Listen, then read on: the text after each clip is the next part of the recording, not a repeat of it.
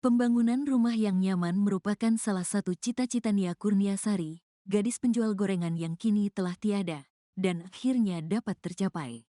Rumah yang sedang dalam pembangunan ini merupakan bantuan dari Bupati, kata kakak Nia, Rini. Nia juga bercita-cita untuk melanjutkan pendidikan ke perguruan tinggi dan membanggakan orang tua. Untuk mewujudkan cita-citanya, Nia menjual gorengan milik orang lain dengan penghasilan tertinggi mencapai Rp40.000 dan terendah Rp30.000 dalam sehari. Setiap gorengan dijual seharga Rp1.000, di mana Nia mendapatkan keuntungan sebesar Rp200 dari setiap penjualan. Rini juga mengungkapkan Nia adalah anak rumahan yang tidak suka keluar. Aktivitasnya sehari-hari diisi dengan berada di rumah dari pagi hingga pukul 16 waktu Indonesia Barat, dan kemudian menjual gorengan dari pukul 16 hingga pukul 18 waktu Indonesia Barat. Diketahui, Nia Kurniasari adalah seorang gadis penjual gorengan berusia 18 tahun yang menjadi korban pembunuhan di Padang Pariaman, Sumatera Barat.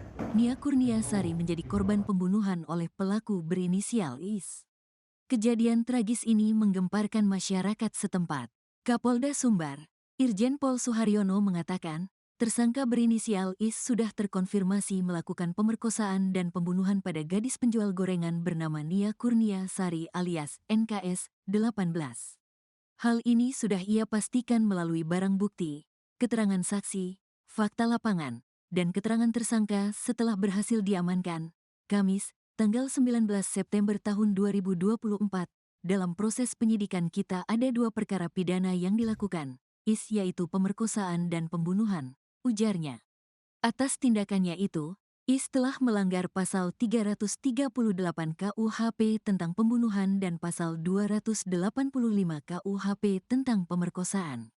Selain kedua pasal di atas, Kapolda menilai jika ada perkembangan dari hasil penyidikan, bisa saja yang bersangkutan dijerat dengan pasal 352 ayat 3 tentang penganiayaan hingga menghilangkan nyawa seseorang. Ketiga pasal yang mungkin bisa menjerat IS, menurut Kapolda bisa diterapkan secara akumulatif atau alternatif.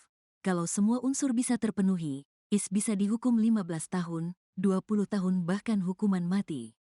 Tapi semua tergantung hasil persidangan, ungkapnya. Kapolda menilai kasus ini mendapat perhatian publik di seluruh Indonesia dan perhatian dari pimpinan di pusat. Oleh karena itu, pelaku dipastikan akan dijatuhi hukuman seberat-beratnya, sesuai dengan tindakannya.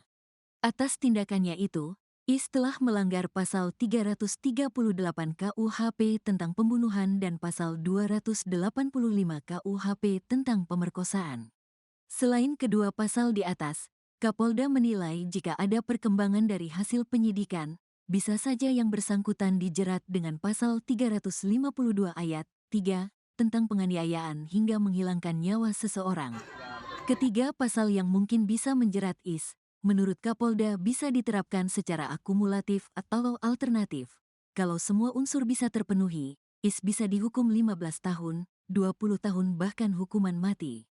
Tapi semua tergantung hasil persidangan, ungkapnya. Kapolda menilai kasus ini mendapat perhatian publik di seluruh Indonesia dan perhatian dari pimpinan di pusat. Oleh karena itu, pelaku dipastikan akan dijatuhi hukuman seberat-beratnya, sesuai dengan tindakannya.